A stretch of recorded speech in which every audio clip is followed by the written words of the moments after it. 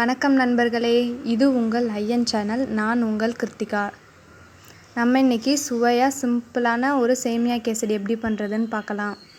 தேவையான பொருட்கள்: சேமியா 150 கிராம், நெய், உப்பு, கேசரி பவுடர், திராட்சை, முந்திரி, ஏலக்காய், 150 கிராம் சர்க்கரை எடுத்துக்கோங்க.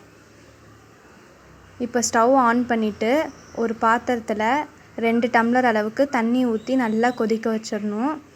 இன்னொரு பக்கம் ஸ்டவ் ஆன் பண்ணி ஒரு கடாயில் போட்டுக்கணும். அதை நல்லா காயணும்.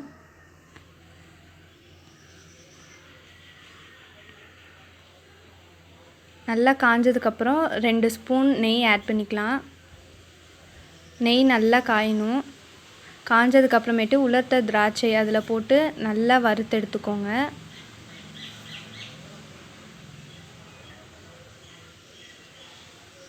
இந்த மாதிரி நல்லா வருங்க.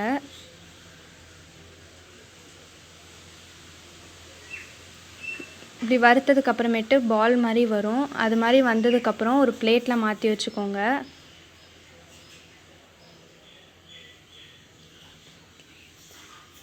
அவ்வளோதான் திராட்சை. இதையும் நம்ம ஒரு பிளேட்டில் எடுத்து வச்சுக்கலாம்.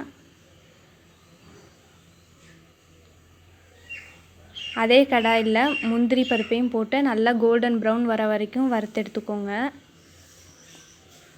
அதில் 2 ஏலக்காவும் போட்டுக்கோங்க.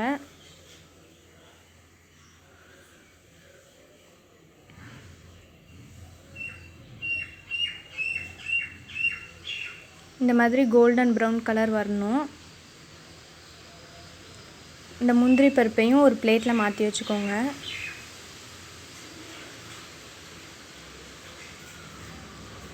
நம்ம தண்ணி கொதிக்க வச்சுருந்தோம். அது நல்லா இப்போ கொதிச்சிருச்சு. இந்த மாதிரி கொதிக்கிறப்போ ஒரு சிட்டிகை அளவுக்கு உப்பு ஆட் பண்ணிக்கோங்க. அதுக்கப்புறம் கலருக்காக கேசரி பவுடர் அதில் ஆட் பண்ணிக்கலாம்.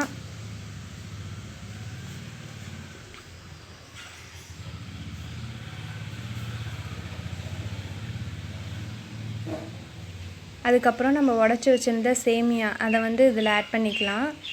இதிலே 3 ஃப்ளேவர் இருக்குது: எல்லோ, ஆரஞ்சு, ரெட்டு. எனக்கு ஆரஞ்சு கலர் தான் கிடச்சிச்சு. ஸோ அதனால் நான் ஆரஞ்சு கலர் எடுத்திருக்கேன்.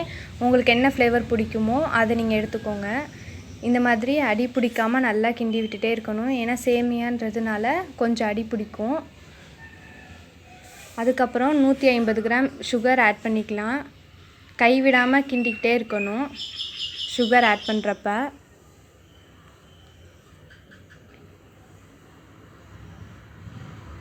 இந்த மாதிரி நல்லா கிளறி விட்டுட்டே இருக்கணும்.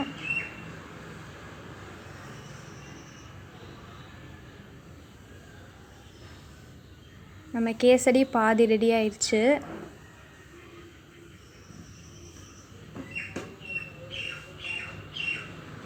இந்த மாதிரி நல்லா கிளறி விட்டுக்கோங்க.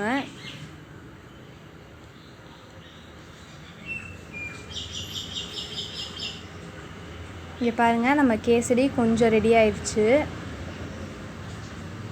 இந்த மாதிரி நல்லா கிளறி விட்டுட்டே இருக்கணும்.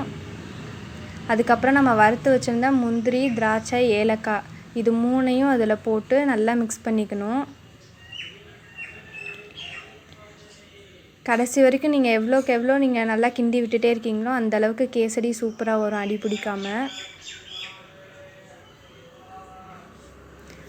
ஸ்டவ் ஆஃப் பண்ணுறதுக்கு 2 நிமிஷத்துக்கு முன்னாடி நம்ம தேவையான அளவுக்கு நெய் ஆட் பண்ணிக்கலாம். நான் 2 ஸ்பூன் தான் ஆட் பண்ணியிருக்கேன்.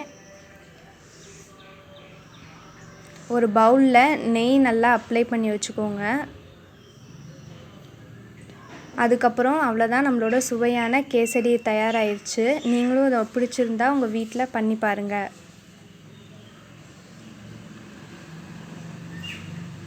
இது உங்களுக்கு பிடிச்சிருக்குன்னு நான் நினைக்கிறேன். உங்களுக்கு இந்த வீடியோ பிடிச்சிருந்துச்சுன்னா லைக் பண்ணுங்கள், ஷேர் பண்ணுங்கள், சப்ஸ்கிரைப் பண்ணுங்கள். கூடவே பெல் ஐக்கானையும் ப்ரெஸ் பண்ணுங்கள். நன்றி.